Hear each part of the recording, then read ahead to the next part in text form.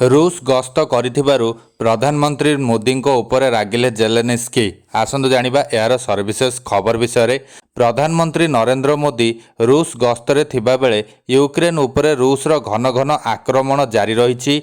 एहाकु नै यूक्रेन राष्ट्रपति भोलोडिमिर जेलेनिस्की निजर असंतोष प्रकट करने सह मोदी गस्त को निराशजनक एवं चिंताजनक बोली वर्णना करिसेंती।